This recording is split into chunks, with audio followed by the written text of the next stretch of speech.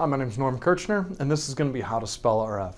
It's going to be RF fundamentals training that should be able to take you from the basics, all the way up to understanding how an RF device actually works.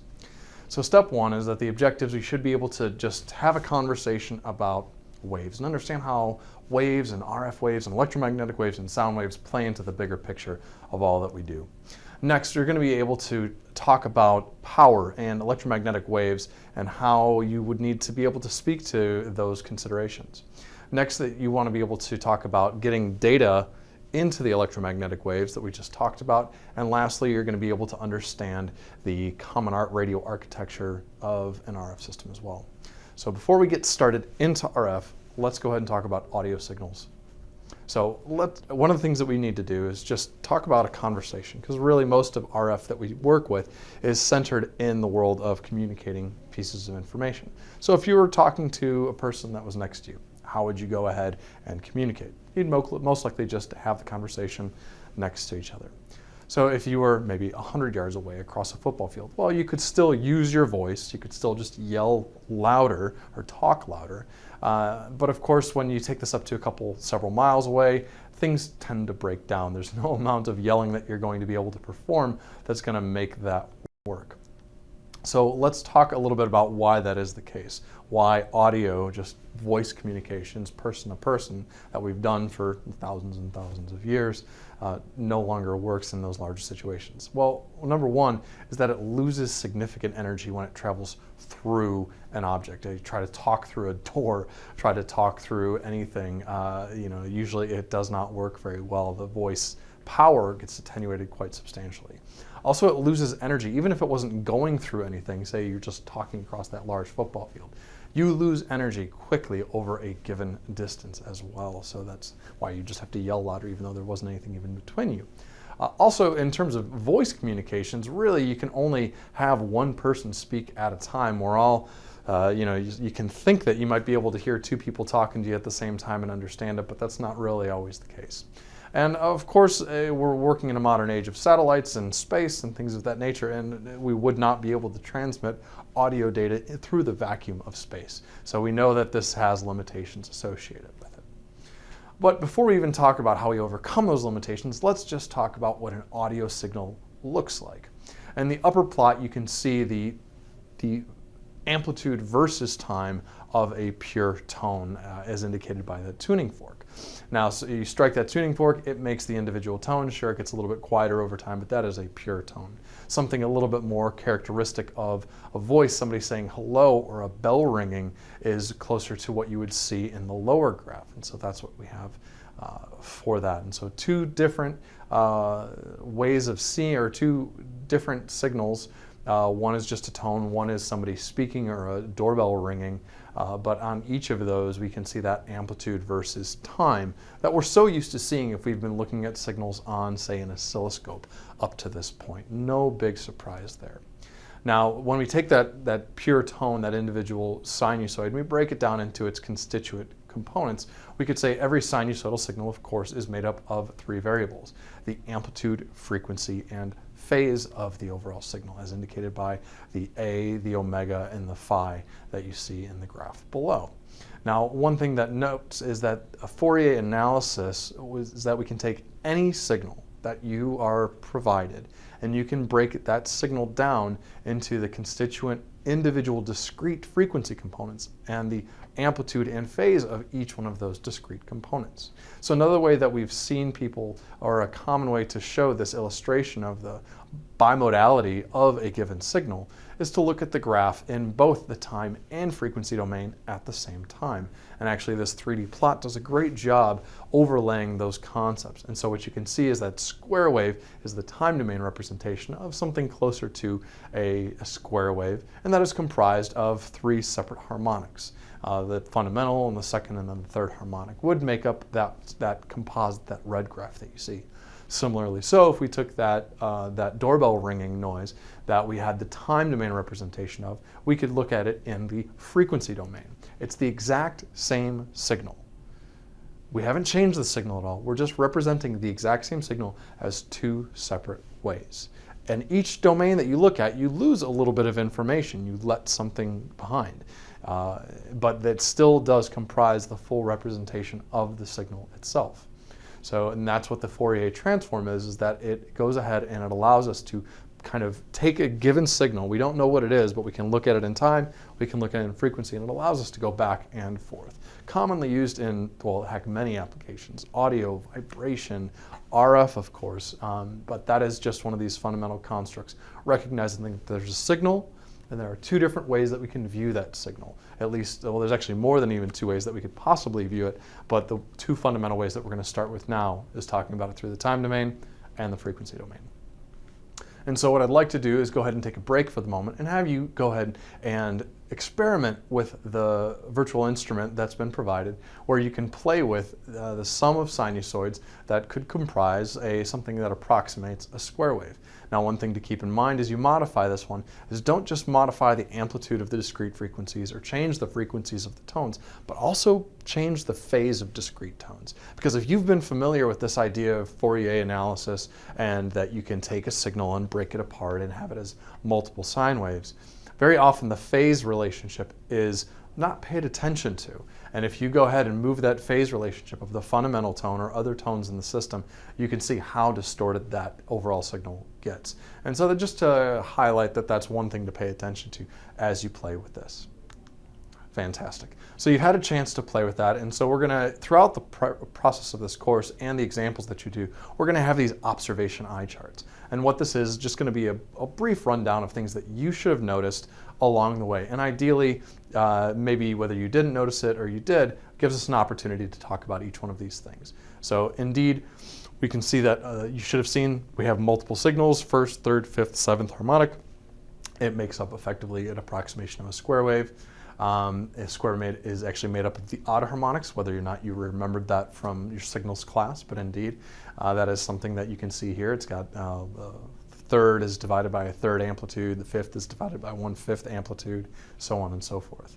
And then indeed, you probably did see that changing the phase of an individual tone can make a huge difference in the overall composite signal that you're looking at. So that phase does have a very important part that'll come up a lot later.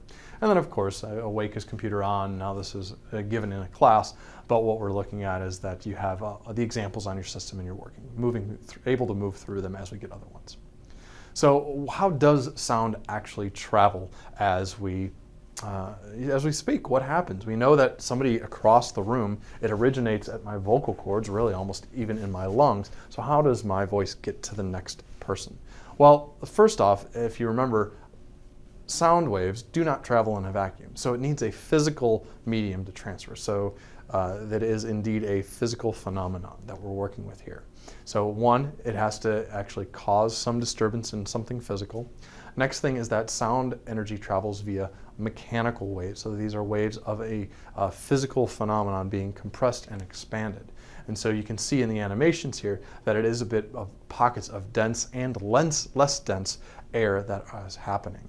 And so although the particles are just moving back and forth, and you'll see some illustrations of this shortly, really the wave moves away from the actual source. And if you've ever spent any time in a pond, you've seen this phenomenon yourself. And that idea is that the energy, the wave is moving away from the source. It's radiating away from that given source of the signal itself. And in any case, any wave that does move, but in this case, a sound wave does move at the speed of sound through the medium. Now, in this case, what we have here is 340 meters per second, or 0.2 meters per second. So that is independent of the frequency that you use. You could have a fast-moving frequency or a slow-moving frequency. Oh, sorry, a fast frequency or slow frequency, but each one of those waves moves at the same rate. It just happens to be those wave crests get closer to each other, and we'll see that in just a second. So, presuming that there are no questions, let's go ahead and move forward. Let's focus on those waves a little bit more. So what is a wave? Well, a wave is an oscillation. It's a signal that originates from some oscillating source, and it starts to propagate away from that source itself, be it ripples in a pond or even people in a stadium. So now if you think about some of the waves that do exist, we've got our sound waves or water waves. Those are mechanical waves. Those are things moving. We have electromagnetic waves. Light is actually another electromagnetic radiation wave. We even have gravitational waves, and it gets really exciting when you think about the fact that within the past year has been the very first time that we've proven that gravity also travels in waves, or gravity itself is a medium for the waves to travel through. It's quite unbelievable. They do travel at the speed of light, interestingly enough. And then, of course, there might be others. But the animation that you saw in the bottom of the people, that is a wave that happens in a stadium. You would say that indeed that is a wave as the crowd all stands up and sits back down. But the people aren't moving along with the wave. They're actually moving perpendicular to the wave. They just go up and down, and the energy gets transferred from one person to the next in the stadium, and that wave moves around. And so indeed the energy of the stadium, and the analogy actually holds, the energy travels in the wave, but the actual medium and what it travels does not. That only moves up and down. So there's a few videos that are available on YouTube. John Shive from AT&T or Bell Labs back in the days actually did a beautiful video that I hope you can follow the link, follow these timestamps, and actually just watch how elegantly that he portrays and visualizes waves in physical systems. And he goes and he draws some great parallels, and listen closely to how he connects a real physical thing that you're seeing in this wave generator that he has that you can see on the screen right now, all the way to things that could be sound waves, audio waves, or electromagnetic waves as well. Everything that you see in that physical system that he's demonstrating is completely transferable to the world of electromagnetic waves, or even audio waves too. So how do the waves move? We've talked about this already a little bit. One great visualization that we're looking at here is just a diaphragm that's moving back and forth in the system. Now that diaphragm is causing the tube, the cylinder that diaphragm is on one end of, is filled with air. And so what ends up happening is that diaphragm moves back and forth. It compresses that air as it moves forward, and it causes a bit of a vacuum as it travels backwards. And you can see how that if you stare at the little red dots in that tube, those little red dots are just moving back and forth. But if you look at the visualization of it, and even in the graph below, you see that that wave is indeed moving from one side to the other. And if there was any change in the rate or the amplitude of that, or the phase even, of that individual diaphragm moving, that same signal would be transferred through to the output. So in general, and to be more specific, it is the energy that is moving. It is not the medium that is necessarily traveling. So I should say everything is moving, but the wave travels, but the medium just oscillates back and forth, indeed. So one thing that you can change the property, that the changing a property does cause it to propagate away from it. So irrespective of the signal, if there's a way for us to harness gravitational waves, we could actually have signals transferred across the universe through gravity waves if we could merely only find ways to adjust those properties of the given signals. Okay, so now let's talk about wave properties themselves. So the first property that we note, we're looking at a sine wave that we've seen before. This isn't exactly the same signal. The sine wave that we saw previously was an amplitude versus time. What we're looking at here is an amplitude versus distance. Now it's a very significant delineation that you need to kind of keep straight in your head if you can. So when we actually talk about something moving, it indeed is, if you were to be an observer at an individual point in time, you would see that amplitude oscillate. But if you were able to freeze time, and you could actually see the waves in the air, and you could see those pockets of dense and less dense air, and you were to plot it, you would see something very similar to what we have here. And so indeed, if we had more cycles in a given period of time, that would be a faster frequency signal. Of course, if we had signals that had that higher amplitude associated with it, say it was making a wave or a wave in a pond happen, if we started pushing up and down stronger, that would be a larger amplitude wave. And then this is the new phrase. Frequency and amplitude you've understood before, but wavelength is different. Because these waves are actually traveling through time and space itself, be they sound, water, or electromagnetic or gravitational, they have a length associated with them. So given a set frequency or a fixed frequency, once again, if you paused this fabric of space and time itself, you'd be able to actually measure with the tape measure the actual wavelength of the signal from here to here. Now, one thing I'd like to take an opportunity to maybe just kind of take a sidestep for is there's no specific, you'll never see a sine wave in space. You'll never just freeze space and time and just magically see a sine wave. But what you will see is if you were to do, say, like an intensity plot, you would see areas or sections of space and time that actually look like an oscillation on this. And so really this is just when we see that sine wave that we're so used to seeing, we have to be careful of just overlaying that thought process onto what we're used to talking about as before. Okay, so if you do have people in the room with you, or you've ever thought about this yourself, or you happen to have some kind of a rope or even a long Ethernet cable or power cable near you, go ahead and actually oscillate that rope, an actual physical thing. And do it along a linoleum floor, or do it along a piece of carpet, and you will notice that the same amount of effort will cause the wave to move very fast or very slow, and they will also attenuate the signal over the given length as well, based on what it is. If you've ever been to a bank, I remember when I was a young boy that I used to go to the bank with my family, and then I would see the pen that had the little chain attached to it, and I used to wiggle that back and forth. And so if you're ever at a location where you have one of those pens with the chains attached to it, just go ahead and wiggle that back and forth and just observe the motion of the wave along that, without necessarily moving, changing the medium itself, when they're not necessarily causing that chain link to move further down the table. So it's just something to observe. One thing that you should do is, after this course, hopefully or next time you even see a pond that's still, or maybe has a few people in it, or a lake or anything like that, you'll hopefully take a different appreciation for waves and how they are interacting and everything else like that. So let's talk about the actual process of getting these waves to radiate away from their source of energy itself. So if you were to have something that would cause the energy that you're adding in to distribute that energy and have it travel away from it in an equal power in all directions, that would be referred to as an isotropic radiation. In water, usually you see it along the surface, as you do in this visualization here.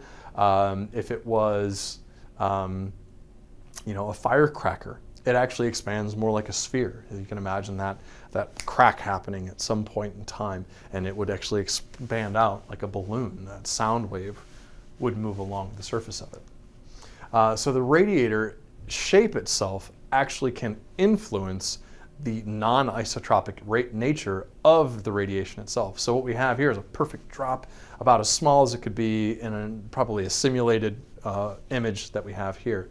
But imagine for a second it wasn't just a drop of water. Imagine for a second that it was maybe a log being pushed up and down inside of a pond. You wouldn't see that exact perfect circular shape anymore. In fact, you would actually see the signal itself not even maybe even discernible. It doesn't even make a specific shape. Now there's ways of simulating that, and if you kind of rock back and forth on the log, it's still pushing up and down at one end. All of these different things are ways of affecting the radiator, which is going to affect how that signal actually propagates away from it. So one thing that you can think about is any real world radiator, in this case, not a radiator of a car or not any radiation that's going to give you cancer, but I'm talking about a radiators in terms of something that is allowing its energy to be transferred and transmitted out. So are any of those really, really isotropic?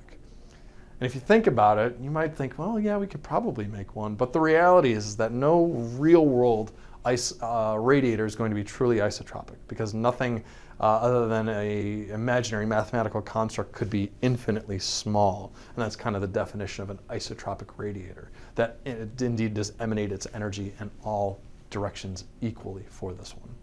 So one thing that the question is that maybe teeing us up for the next section is, hey, is there ways maybe we could combine multiple waves and achieve maybe different behaviors? Maybe have two separate radiators very close to each other, in interacting with those waves. Would those waves indeed even interact, or would they just pass right through each other? Interesting thing to keep in mind as we move forward.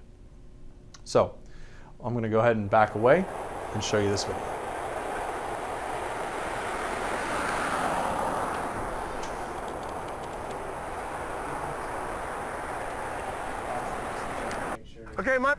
Okay, my name is Norm. I'm an RF systems engineer. Well, I'm getting it recorded. I'm here in the NI corporate in Austin, Texas retention pond to help illustrate a couple of the ideas of wave propagation in the pond here. So one of the things that I want to do is actually use this ball as an isotropic radiator, or at least simulated. Right? And one of the things that you'll notice as I start to push the ball up and down, even though I'm just going up and down with the ball, the waves, the energy from the ball going up and down will propagate away from the source of radiation, that being the ball. And if you watch, irrespective of how fast I go with the balls, or if I were to slow it down and go even less,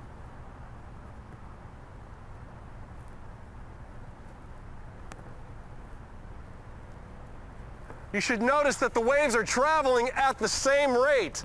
Now, if I were to pause this video and you were actually to look at the crests and the nulls of each one of those wave fronts, you would notice that the faster I go, the closer those wave fronts are together. Now, that's what we're talking about in terms of wavelength.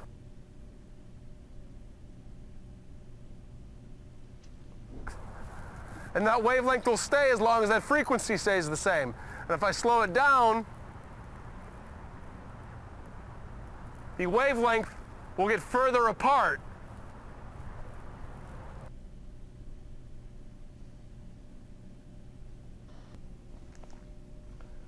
So I hope you had enjoyed a little bit of fun that we were having in the retention pond outside corporate here.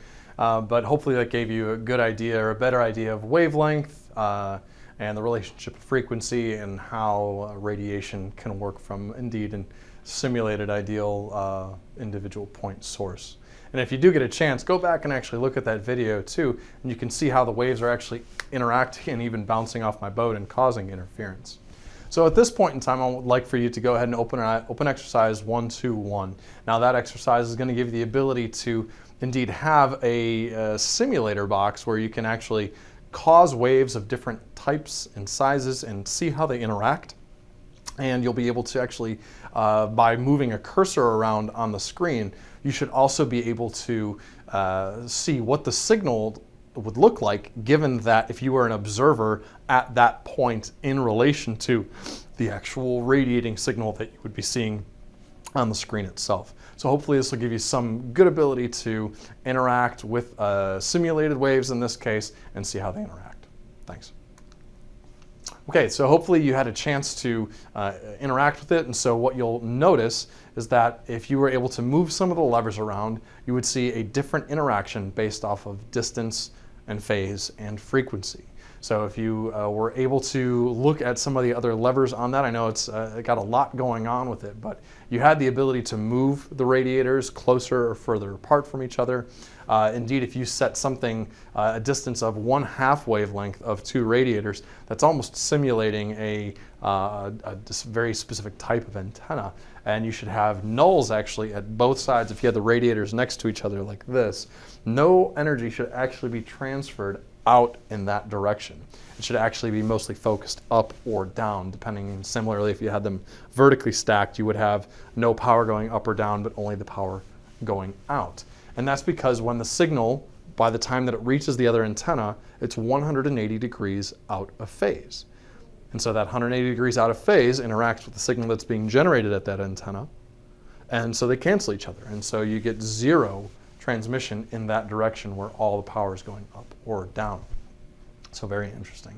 So if you do a no loss model, there was an enumeration at the top of the graph where you could have changed the type of loss model where it has no loss over distance. You could see even those perfect nulls that happen.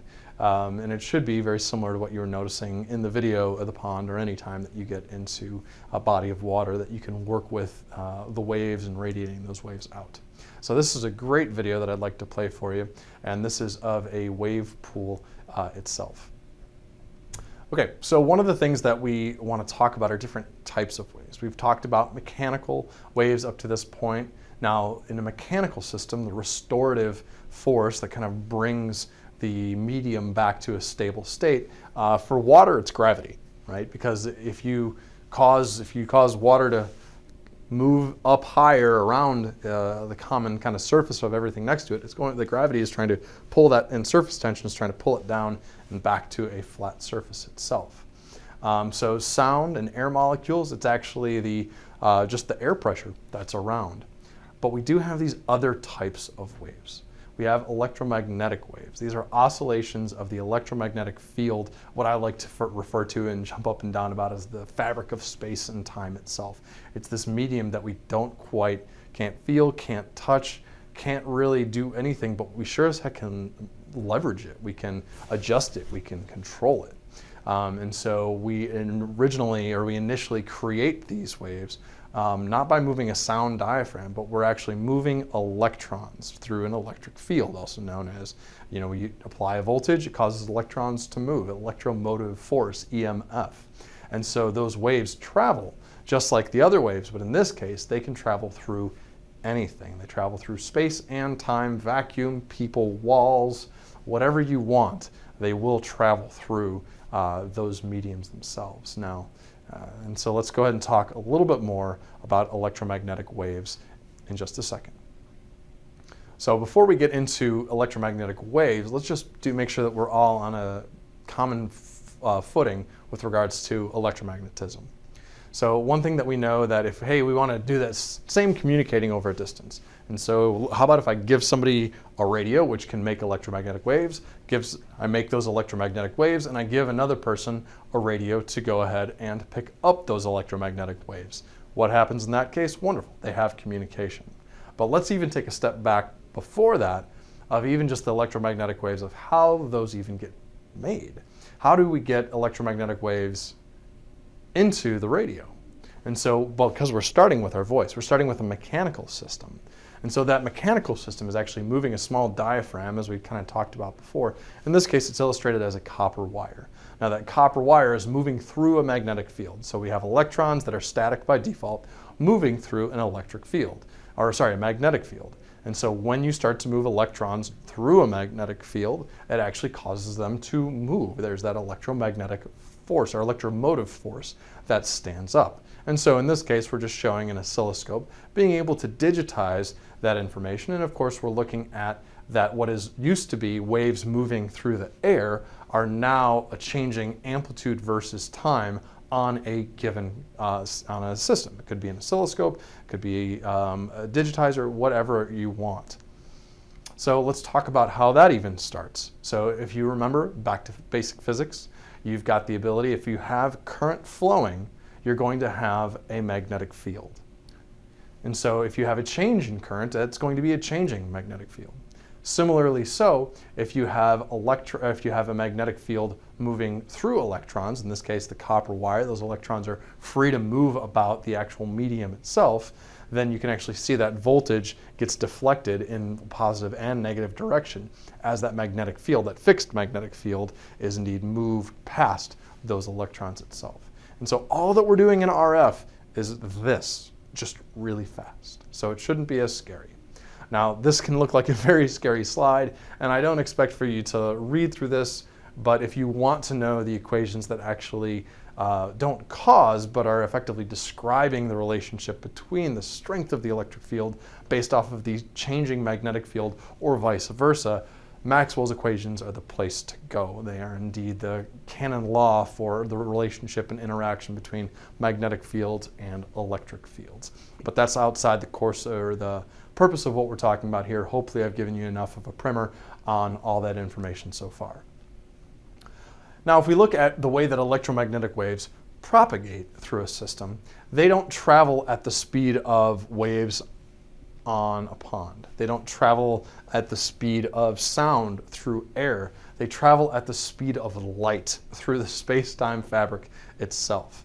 And the way that these waves move, and you want to talk about them in terms of wavelength and everything else along that kind of the nomenclature, you would say that indeed the wavelength, lambda in this case, and the frequency f, when you multiply them together, that would be the speed of light.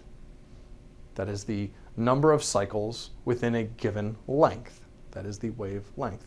And of course, you can manipulate this equation to say, based off of a very specific frequency, and speed of light isn't changing, I can get my wavelength back. So based on the medium that you're sending it through, it have the ability to change it. Now, the speed of light, 2.997, or it's a 299.7 megameters per second, about 300 megameters per second is what I like to remember it as, is by default in vacuum with nothing in its way. Now, if there was something, if it was traveling through a different medium, even through substrate of an electric board, it does have the ability to change that speed, but ever so slightly, but it's just always about the same. Now, if you were talking about if my voice, the wavelength would possibly change if it's going through water or through other medium, and sometimes you can see light actually be diffracted as it goes through, say, a prism. Now, if we talk about the different types of waves, even though they have the same frequency, in this case, the 60 hertz AC current has different wavelength if it is an electromagnetic wave or if it is a sound wave. So if we talk about what is the wavelength of a 60 hertz signal? So that would be 5 times 10 to the 6, that's 5 megameters, 5 million meters. It's actually only 5,000 kilometers, so that's actually not that much really. But that indeed would be that's the speed of light in a vacuum times divided by that 60 hertz. And so that gives you your wavelength. Now that same frequency of 60 hertz in sound is only just about 5.5 meters. Now that difference hopefully gives you an idea of how much faster the speed of light is than the speed of sound, that 340 meters per second as opposed to 300 megameters per second. But interestingly enough, if you were to once again pause space-time itself and you were to have a 60 hertz tone, and you could actually have like an air pressure sensor and walk along in space, you would see the higher pressure and lower pressure over a distance of about 15 to 20 feet, or of course 5.5 meters for those of you over the pond. So, but the frequency does remain constant. So let's talk about this. Let's maybe go ahead and pause for a second if you choose to, but let's go ahead and calculate wavelength of some basic tones. So presuming that you didn't want to pause the video and you proceeded forward, we're going to go ahead and talk through how I would calculate these out, kind of just back of hand calculation. So if I know that I have 300 megameters per second is for a 1 hertz signal, because indeed that's how fast it would be, 300 megameters for a 1 hertz signal. Similarly, so if I have a 300 megahertz signal, its wavelength is 1 meter. And so if I have a frequency that is decreasing from 300 megahertz, that means that the wavelength is going to increase. So I decrease by 3 times to go from 300 to 100, and so that's going to increase my wavelength from 1 meter to about 3 meters. And so we're going to be in the ballpark for that 101.5. Now similarly, so if we start off with the actual wavelength at 10 millimeters that we have here, and we go ahead and use that exact same logic, if I've got 1 meter is 300 megahertz, if I go to 1/3 of that, that's going to give me 33 centimeters, I guess. And so that would be going from 300 megahertz to and moving up from there. So you caught me. I'm not being able to do this one on the back of the hand without a whiteboard behind me. It's usually how I end up doing it. But go ahead and try to do the math for that. But one of the things that I know is that for right at 30 gigahertz is where we cross that threshold and we get into that millimeter wave territory. So you may have heard people talk about millimeter wave radio, especially with 5G being so hot right now.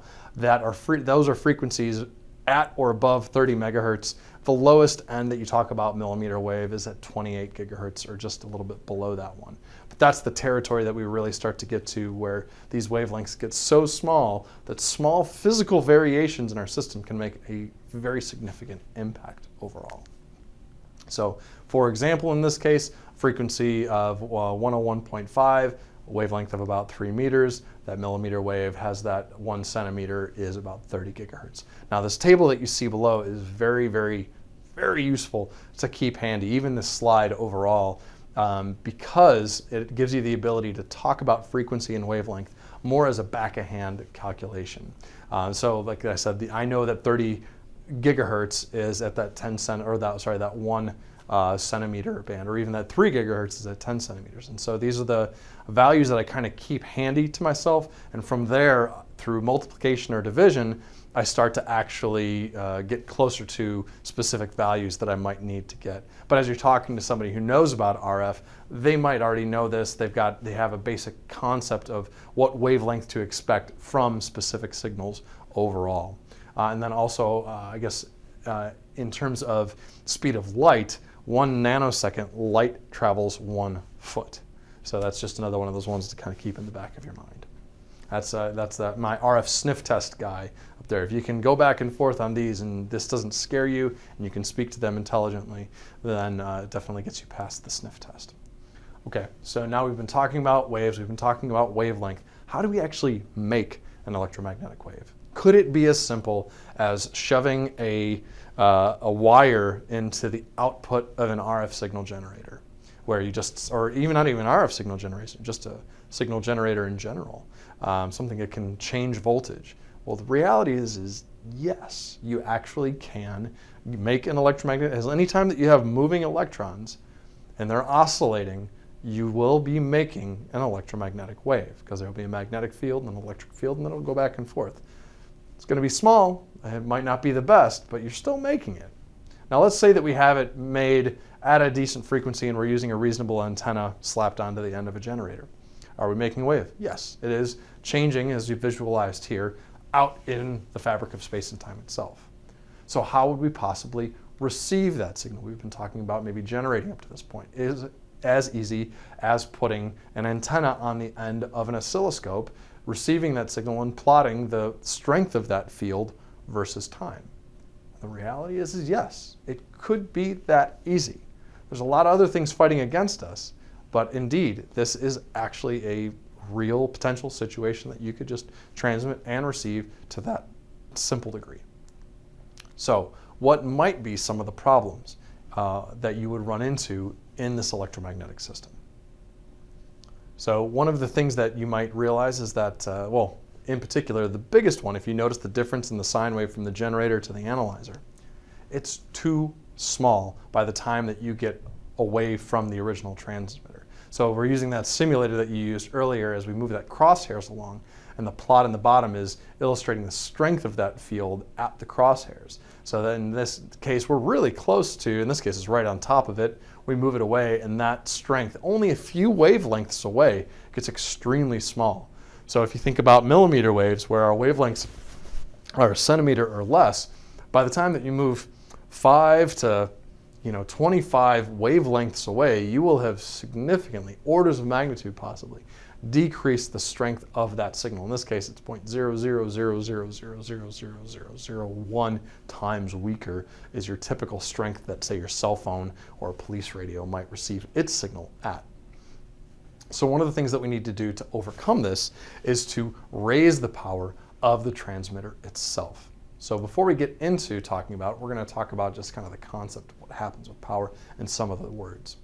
So what happens with power is that the power doesn't necessarily get attenuated over space. It's a very common misconception that, oh, I'm going over a distance, the air just must be absorbing my energy. And it's really not. It's more like a balloon. When you blow that balloon up, the skin of it gets thinner and thinner and thinner the larger that you blow it. And the visualization that you're looking at here, as that ball expands and as we have the ability to look at the same amount of power going through area A, what ends up happening is it's the exact same field lines that are coming out of it, but we go from all rays going through the one piece of X to now you pretty much just have one ray going through each one of those equidistant surface areas. So actually the equation for the surface area of a sphere is extremely close to the equation for free space path loss. And that's how much loss that you would see in a given area from an original source to a receiver itself.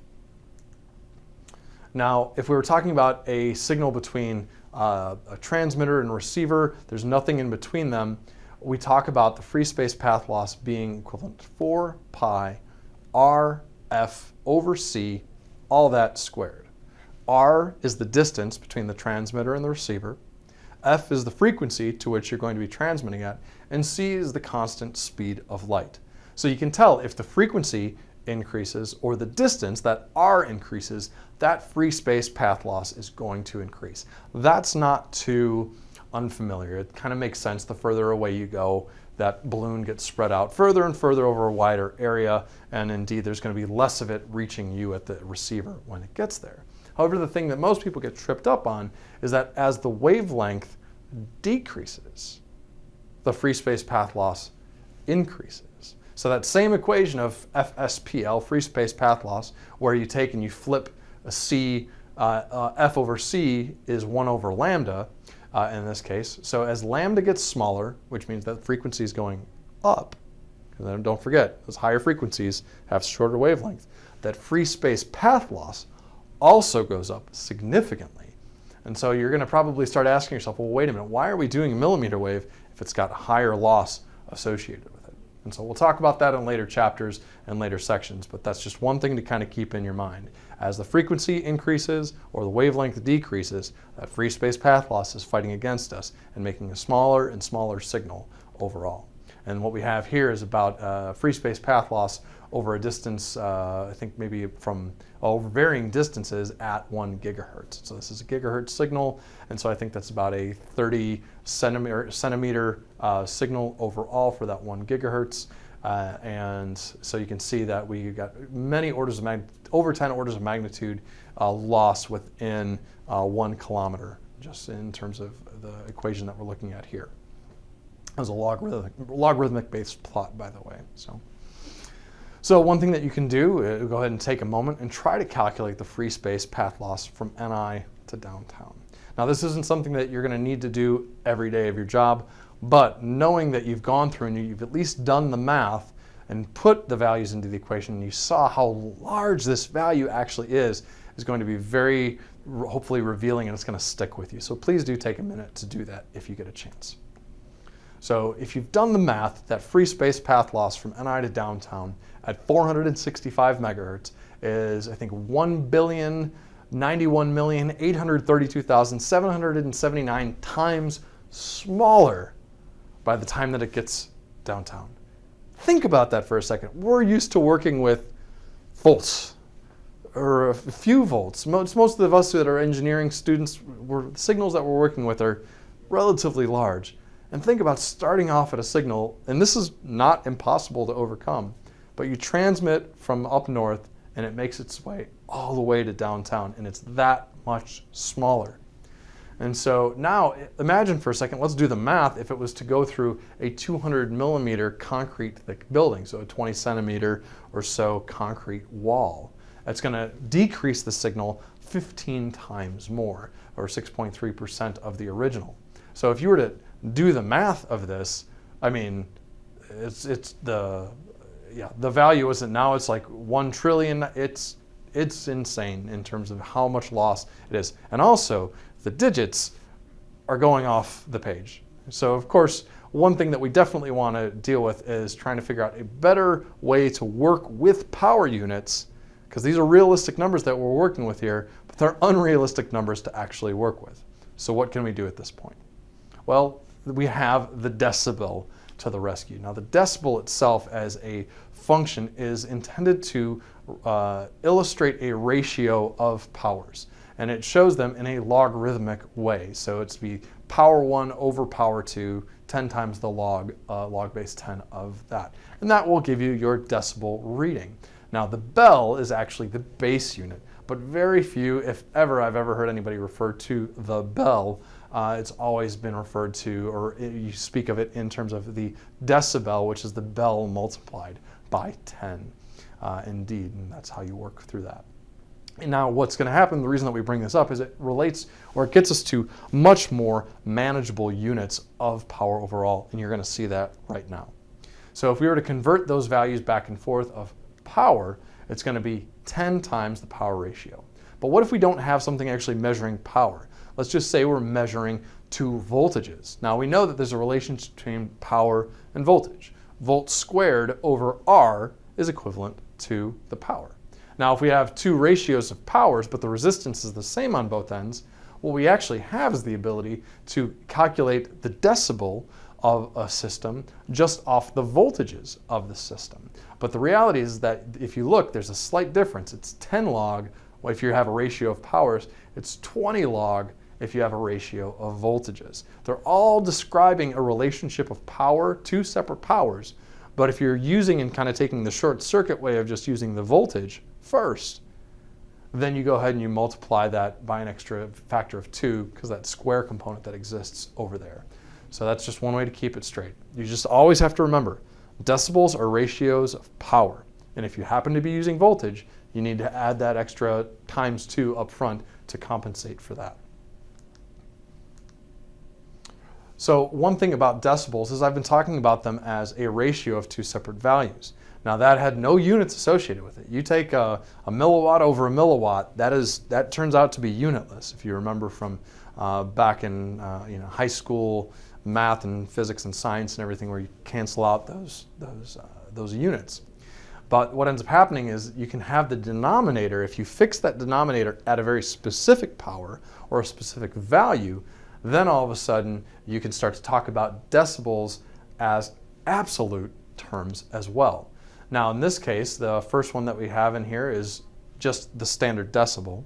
But if you have dBm, that's power in relation to 1 milliwatt. That denominator is now fixed at 1 milliwatt. Or a dBW is power in relation to 1 watt. Now interestingly enough, if you were to think about that, well, what should be the relationship between a milliwatt and a watt? It's going to be 1,000. Well, if you took a log of 1,000, what's going to be that value? Well, it turns out to be 3. And then so you have 10 times 3 is 30. So indeed, 1 watt is 0 dBW, but 1 watt is 30 dBm, that 3 orders of magnitude. So now this mental math that you can start to work through in this system is the relationship between the watts and dBm, and you can see as it moves between 6 dB or 3 dB or 10 dB in that relationship of volts RMS as well. And so that we can go into a deeper relationship of this, but we're going to go ahead and move forward at the moment. Now some of the standard values that I like to use or to kind of keep handy overall is that 0, 30, and -30 will move you between your canonical unit prefixes. So the milli, the mega, the micro, up and down, it's that order, 3 orders of magnitude for power. Now if you have that power factor of 2 or 4, you're moving by 3 or 6, or 10 or 20 will get you 1 order of magnitude or 2 orders of magnitude. So I'm usually looking at, whenever I'm looking at dB and I'm trying to understand how much difference there is between these 2 power levels, I usually drop the last unit and I only stare at the remaining one, effectively dividing that dB whatever by 10, and then I say that tells me how many orders of magnitude different I am in this given system. So as a funny aside, if you were to talk about dBq, I would say that a very specific amount of thickness is my comparison ratio between a queso compared to taco deli queso when you get it fresh. Now taco deli queso is well known in the Austin area. It's extremely good. It's very runny, and if you leave it out for 20 minutes or more an hour, it starts to get thicker. And so you could say, hey, now after 20 minutes of sitting, it's become twice as thick. And so 3 dBq would be indeed twice as thick. Water might have something like a thickness of -20 dBq. So just not something that this is used in industry, but just to kind of get your mind thinking along the lines of using decibels to show relationships between 2 separate things. So if you do have a chance, go ahead and start to calculate your free space path loss from NI to downtown. Now we're going to use some of the values that we had before. Let's go ahead and convert those over to possibly decibels. So if we do this linearly without using decibels, we've got some pretty massive numbers, 10 to the 12. Trying to do that math, pretty darn difficult. So now if we go ahead and convert it into decibels first, we'll see that we'll go ahead and get about 110.9 decibels for the large amount of loss. And then going through that building, you've got about another 12 dB worth of loss overall. And so since multiplying in linear is simple addition in the logarithmic domain, now we can see that we just end up with 122.9. So quite a bit easier. Of course, if you just added all those numbers together into the log of that, you're going to see the same resultant of it. So those large numbers, huge numbers, are so much more manageable when working in decibels overall. Now, some of the things that if you were to do some of the mental math in your head, some of those factors to always keep in there, and we've gone through this before, is well, if you see 3 dB, it's a doubling, or halving, depending if you're going up or down. If you see that up or down by 10 dB, it's a factor of by 10 or dividing by 10. Same thing with that 20, it ends up being those 2 order of magnitudes. So for this simple example, if you were to say 13 dB, it's kind of not one of those simple little numbers, but you have 10 and 3, 10 plus 3, and so that would be a times 10 times 2, and so overall that would be a 20 times increase. Same thing, 6 dB is 2 3s, so it's 2 times 2. We've got that 4 times amount. At 9 dB, it's not, you can't subtract 1 from 10. We're not doing that. That's not part of it. But you can do 3 times 3 times 3. That's your 8 times. And 26, it doesn't land exactly easy on top of anything else, but you can go 20 times 3 times 3. Or sorry, it's a 20 plus 3 plus 3, which is a 100 times 2 times 2, and that gets you 400 times. And so you can get pretty close to a lot of the decibel numbers just by remembering the order of magnitude is up front with that, the 20 is 2 orders of magnitude, 30 would be 3 orders of magnitude, and then the 3s are the doublings or the halvings along the way. If we do this is kind of alluding to stuff that we've talked about before. I apologize for getting ahead of myself. But if you were to say, hey, we've got this really, really large number, this 123 trillion, 91 billion, so on and so forth, right? Well, what is that number if you take it in kind of more exponential notation? 1.3029 times 10 to the 11. All I have to do is just count the number of decimal points that we're working with here. Well, interestingly enough, if you were to go ahead and do that to the 11, that's going to get us really close to 110 in terms of overall math. And so that actual value of 110 is really, really close to 110.9. And really, what we'll see is that's definitely going to be close enough for doing these ballpark pieces of estimation. So let's take those back-of-hand decimal math, like what we just talked about, with using the numbers that we had before. So taking that 1 times, 1.23 times 10 to the 11, yada, yada, all those larger values. We do it with the simpler math, 1 times 10e to the 11, approximately 1 times 10 to the 1. So that adds up to 1 times 10 to the 12 overall. So now we say, hey, what's our overall closeness? We've got 120 dB done by done by back-of-hand calculations to 122.9 dB. So you can tell we got pretty darn close without having to do any mathematical multiplication or actually figuring out the logarithmic value, just going straight from linear to log. And in the name of, hey, I'm trying to go back and forth and I'm showing that logarithmics, and talking in decimals doesn't scare me at all, just count the number of decimal points, add a 0 at the end, there's your decibels. And then if you've got, 2 times up front, well, that's 2 times a 1 to the 10, so that might be an extra 3 dB on top, a couple different things. So now let's see what we've got here. Without using a calculator, estimate the power loss in a system with a known loss of 7 dB. So hopefully you can realize, hey, I'm going to go up in order of magnitude. So that's going to give me 10 dB, 1 order of magnitude, put a 0 on the end, that's the 10, and then drop it down 3 dB. So that should be 5 times larger than what you had. So the linear to log transformation, what is it? It's going back and forth between watts and dB, or dBm to be specific, because you're actually talking about actual units. A watt is an actual unit, and so dBm would be an actual unit of measure. In general, it's just 10 log the actual power in milliwatts. Going in the other direction, just take that power, or take that dBm, divide it by 10, 10 to that value gets you your power back in milliwatts overall. Okay, So what output power would be required for a signal to reach downtown Austin at that rating?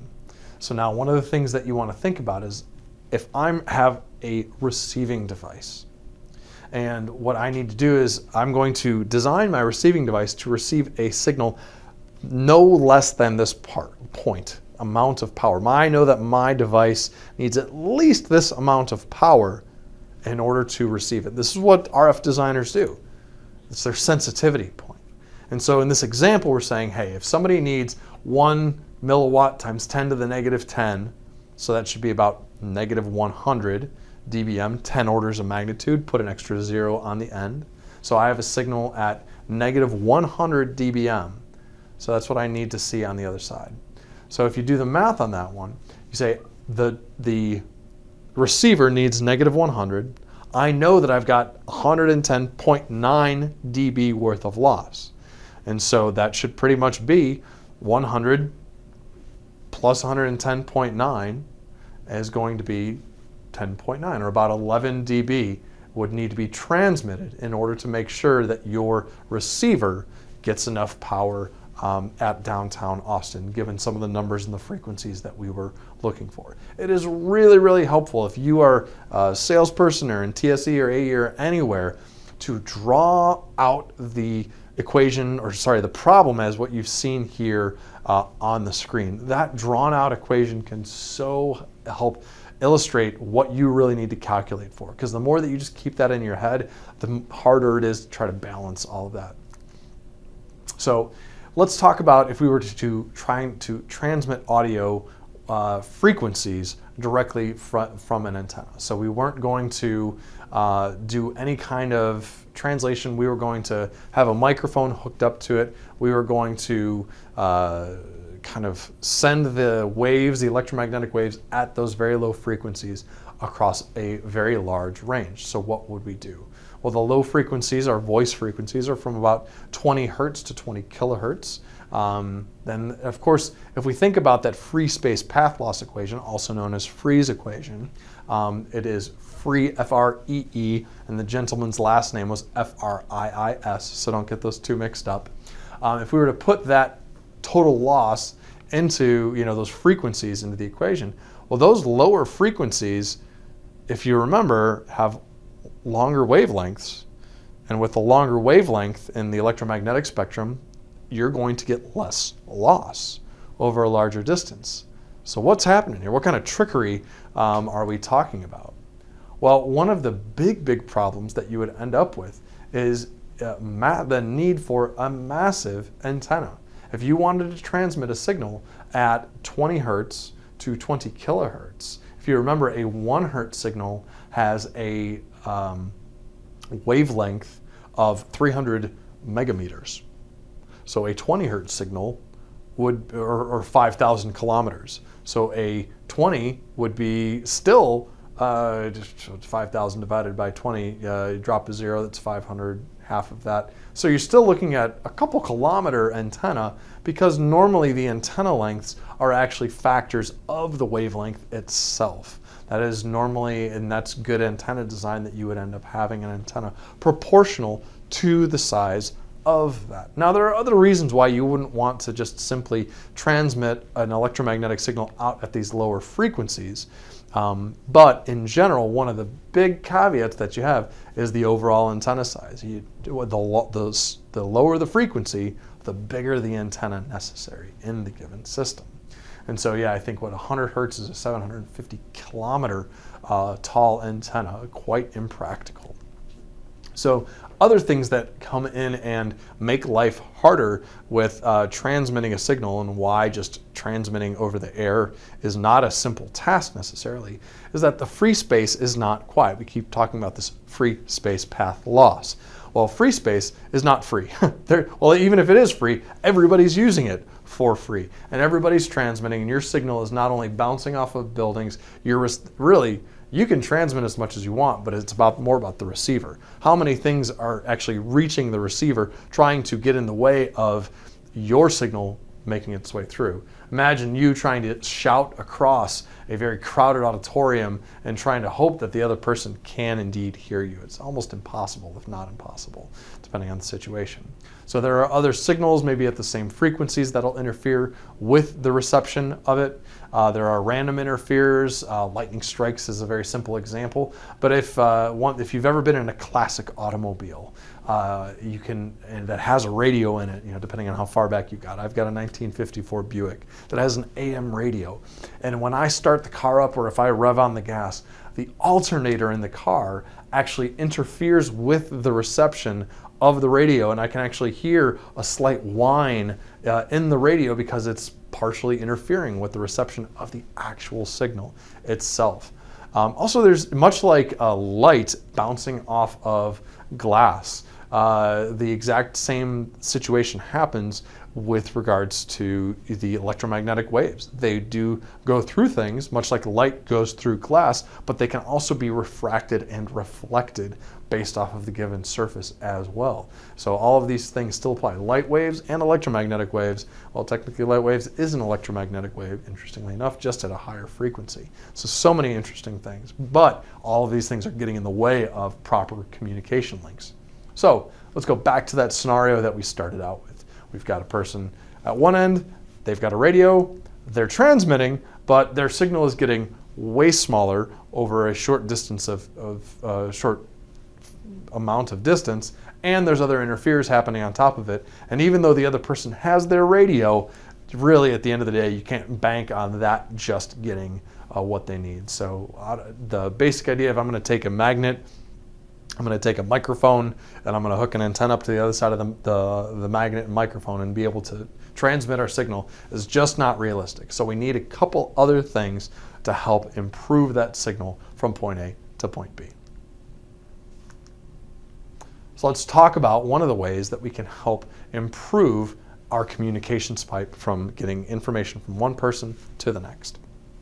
So the intent of raising the frequency of a given signal is, one, we get our antenna sizes down to a much more manageable size. Now what you're looking at in that antenna is a millimeter wave antenna, but even something that could fit on your car or within the case of a cell phone is much more desirable for that. So now we want to get that antenna size down, so let's go ahead and bring that frequency up. And then also the available bandwidth, and we're going to talk about this in more detail, both of these points in more detail, but the basic idea is that the higher that you go in frequency, the more bandwidth you have available to yourself. So let's just talk about these antenna sizes. If you wanted to go through and you could do a little bit of math to say, hey, what is a 1/4 wavelength antenna, which is not an uncommon antenna size, for these individual lengths. I believe 2 gigahertz is around that 20 centimeter range, interestingly enough, 26 centimeters or something like that. I can't remember offhand. But not for the quarter wavelength, that'd be like for the full wavelength. But go ahead and do a little bit of the math, see what you can figure out, and then we'll move forward.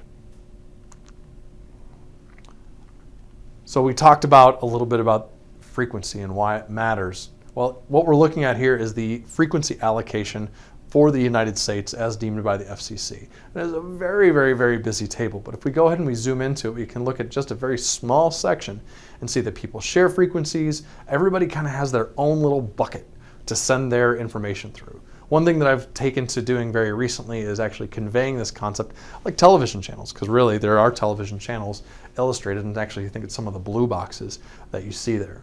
Now, each one of these is a different channel that has information tuned into it that you can tune into and indeed receive those signals overall. But it is a finite natural resource. We can't magic space in between discrete frequency channels, and everybody is vying for their own slice of the pie, because the more of the pie that you have, the more throughput that you can get. And if the name of your business is streaming YouTube videos to people on subway trains or soccer moms in their homes trying to show videos of X, Y, or Z, the reality ends up being is you've got massive amounts of quantity, and you want to be able to service your the people who are buying that service from you with as much throughput as possible. So the more bandwidth means more throughput, but it is limited overall.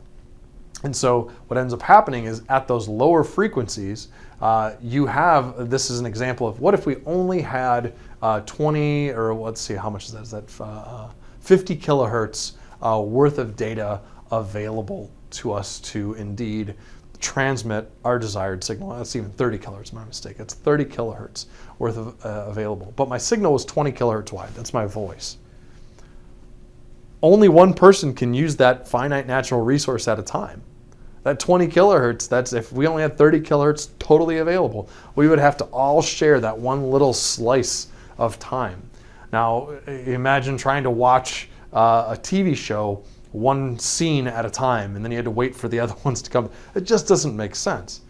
However, if we had bandwidth, if we had a larger frequency range to tune that 20 kilohertz to, as you can see in the right graph, where it goes up to like 5 gigahertz at this point, that 20 kilohertz becomes a very much smaller slice of the overall pie of available things. So you can imagine there's a lot of 20 kilohertz channels that you could cram between DC to 6 gigahertz. Now that's not what we're going to do, but in general, that's the idea. The further you move up in frequency, the more bandwidth you have available to kind of slice up and divvy up, as opposed to these are kind of like two very extremes that we're talking about here.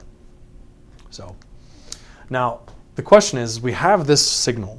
We've acquired this baseband signal. We've acquired this signal of our voice or data or whatever we want. But how do we take that signal that's at a frequency and we move it? So before we actually give you the answer, let's revisit a trig identity. If we look at just sine x times sine y, right? It's just the basic sinusoids. The output that we get is cosine of x minus y, and the plus or minus the cosine of x plus y, all divided by 2. So if you look at the example here, we had sine x and sine y is illustrated in this frequency plot as two discrete signals. When you multiply those two signals together, they will make the equivalent signal out at the x plus y frequency and the x minus y frequency. We can effectively ignore and not worry about the fact that it's sine in one and cosine in the other, and that it's divided by 2, because really the data of interest, and we're going to find out very shortly, is preserved. And so there's actually a physical device that exists that we can actually take our signal in, that sine of x, and multiply it by a local oscillator, sine of y, which is just a tone, and it will cause our signal that used to be this blue line that you see at the middle to now move in frequency up and down at the same time. And so the blue goes away, the green goes away, and we're actually only left with the red representation. And so this is the act of up converting and down converting. This mixer provides that functionality. It's a very unique type of device. We'll see some pictures of it in later lessons, but that's one thing you need to know. If you believe trigonometry, and that works, the math works, and if we have a physical device that does that mathematical operation, then we should be able to take this blue line, whatever's there, and indeed cause it to move up or down in frequency. So there is a VI that I'd like for you to play with. It's the exact same example that you saw moving in the animation in the previous slide. Now that example VI, there should be a little checkbox on it that says show complex signal or a multi-tone signal. Be sure to turn that on, and you'll get a little bit better feel of this idea of that blue signal not just being a tone, but being a collection of tones, something maybe a little bit more akin to what a real signal is. And it will take that signal that you started out with and split it into two, a high frequency component and a low frequency component. And you will still have your exact signal represented, but it has been moved in frequency. Very interesting. So presuming that you've gone through and played with that example VI, some of the things that you should have seen. The mixed signal split the power equally in both directions. That's a divide by 2 factor that you see. For the subtraction product, it's the absolute value. So if you were to look at it and how it flips around the x-axis, the y-axis, if you mixed up very higher, the negative frequency components. We'll talk more about that later. You would have seen that it actually kind of flipped around on the y-axis once it crossed 0 hertz, but that's okay. Don't be too concerned with that yet. And even if it's an individual tone and you did that, or if it's a multi-tone and you did that, you still should have seen, whether it's a single tone or multi-tone, the exact same mathematical principle applies overall. So feel free to go ahead and look at that block diagram. It should be relatively simple. We tried to make all of these VI examples pretty digestible so that you can possibly even take it and expand on it and toy with some of the concepts yourself overall. All right, so we've made our way through audio, waves, electromagnetic waves, moving things around in power to make signals larger, and then moving things around in frequency so that we can kind of put our own information in its own bucket so that we can have lots of people talking all at once. So how do we actually take that signal and embed onto the carrier? So if we, once again, recall that lowly sine wave, we have this signal, this just continuous wave that has phase, amplitude, and frequency.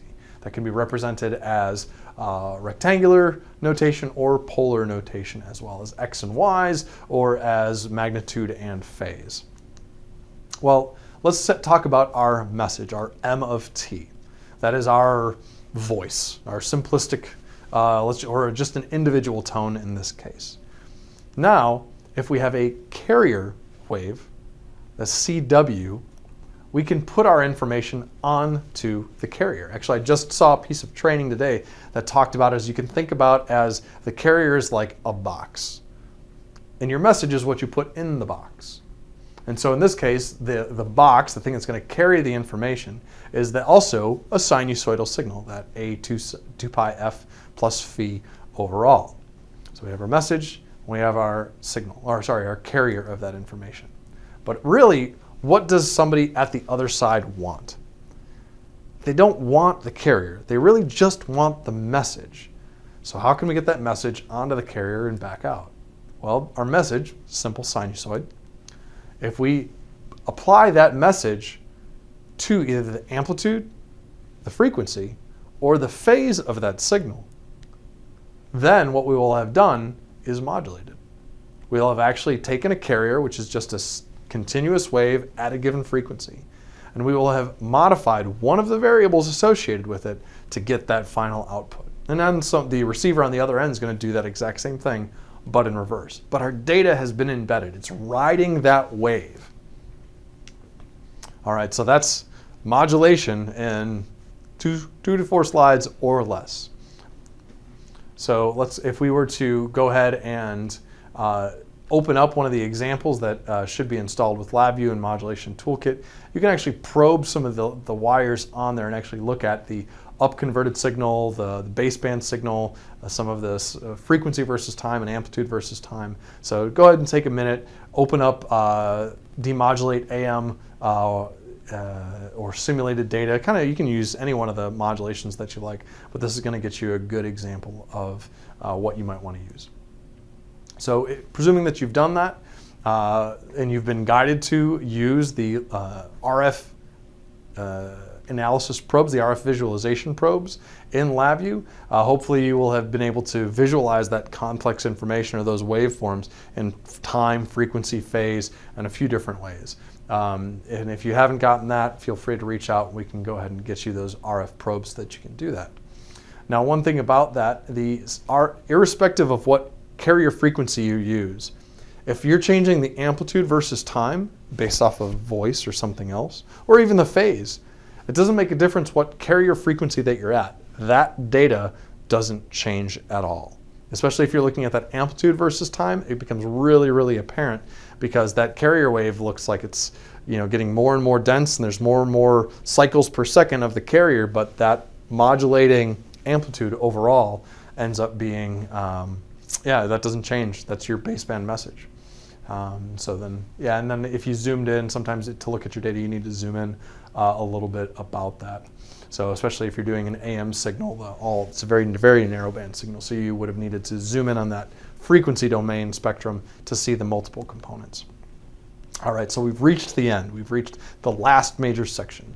We've blown through so many different things. I wish I could have been there with you while you're doing this. I hope we get a chance to talk about it. But radio architecture is where we're going to end up. So we've learned all the key pieces about it. Let's talk about the physical parts that pull all this together to have this communication, harnessing the fabric of space and time itself to communicate over large distances.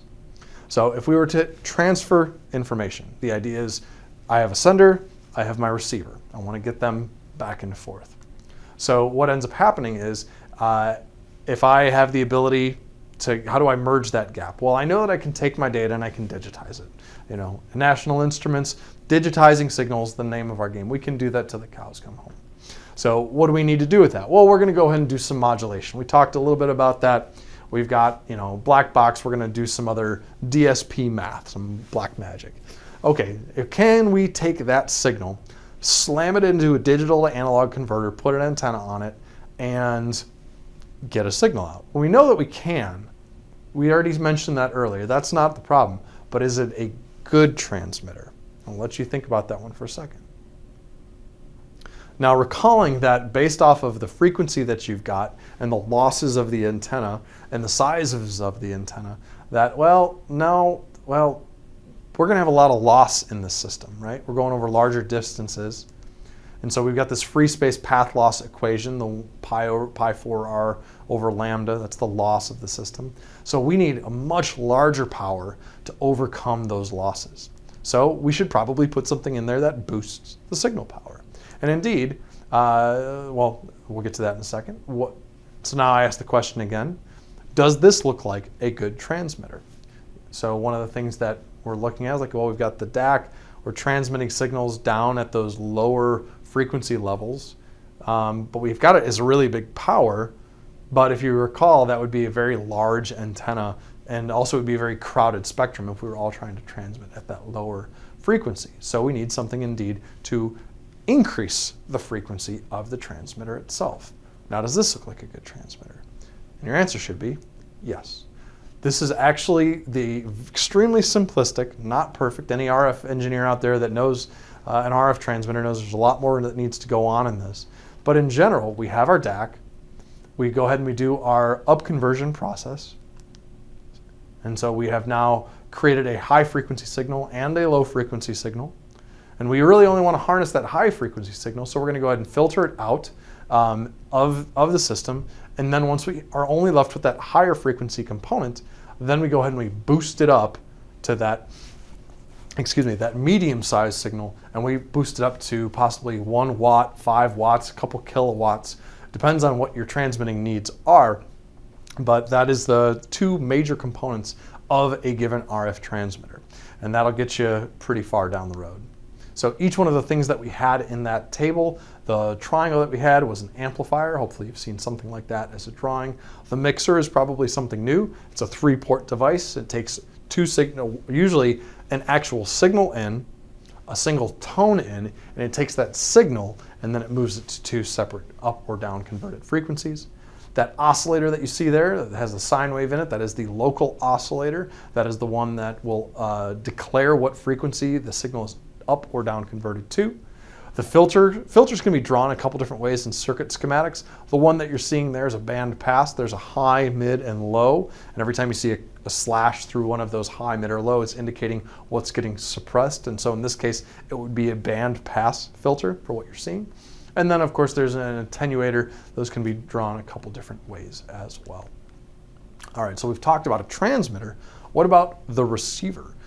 How can we do that? Can we just hook up an antenna to an A to D and expect to successfully demodulate? Well, if you remember all the different parts and pieces of that, how small is that signal? It's 11 orders of magnitude down in watts, let alone voltage. And we also have the frequency that's up very, very high. So if we wanted to sample something at 2 gigahertz, we would have needed to had a 4 to 5 gigasample a second A to D, and those are not necessarily easy to come by. So what do? Well, we do the same thing but in reverse. We go ahead and we take that low signal and we bump it up, we make that amplify it. We go ahead and we mix the signal that is currently at a higher frequency and we bring it down into the range to which the receiver can go ahead and receive it. And so if you look at the simple receiver and the simple transmitter, they're exactly mirror images of each other. Now, this is a simplistic view. Please forgive me for those of you who know better. There's a lot more going on in the actual systems. But to the truth of the matter, this is it. You go ahead and you send your signal in, you modulate it, you put it out, you mix it up, you amplify it. You have a signal that is now out in the ether of space and time. You have something else out there that's now able to receive it and is looking for that something at that frequency, possibly even at that point in time, and it can get your signal back down to be digitized, to be processed, to play back into your earbuds. Now, this could be across kilometers, or it could be across a couple feet trying to transmit from a cell phone to maybe a smartwatch. The same basic principle applies. Okay, so you've made it through. This has been all of lesson 1, how to spell RF. Hopefully you're less scared of how it works, what's the principles behind how things are done, and even the reason why they're done in the manner of which they are. The language is different, there's different careabouts, but the one thing that I wanted to make sure that you've gotten past is your fear. You shouldn't necessarily be fearful of what RF is. It is not black magic. Everything that you see around you, the signals from 5G, 4G, 2G, police radio, FM, they're all flowing around us. Just like if you were looking at a lake on a busy day when there's a lot of people on it. There's a lot of waves all out there on the lake. But if you find the wave that's happening at the very specific frequency that you're looking for, you could actually analyze and get information from one person to another. One way that I always love to extend this analogy is, even though there's a lot of signals flying all around us everywhere, what's actually happening is that if somebody else was on one side of a pond and they were causing waves to happen, let's say there's no interference at all. Somebody's making waves happen over on the other side of the pond. You don't see them, but you're looking at the pond immediately in front of you. If you start to see waves there, well, then you know somebody's making those waves. Something has to be. And if you have already pre-coordinated with the other person, hey, they're going to be making waves at a very specific rate, and you're looking down and you see waves coming at different rates, but you see a wave come at you that's at that very specific rate, you know that that transmitter, that person sending that signal, is there. They are present, and they are starting to embed information into that wave that makes its way, indeed, to you. And so you can get that information across a very long distance as long as you can be looking for that wave. And that's how the information travels, it's how the energy traveled, and it's how communication happens, pretty much period, be it sound waves or electromagnetic waves or eventually gravitational waves, who knows. But that's the basis for RF fundamental communication theory. Thank you very much, and now indeed you know RF.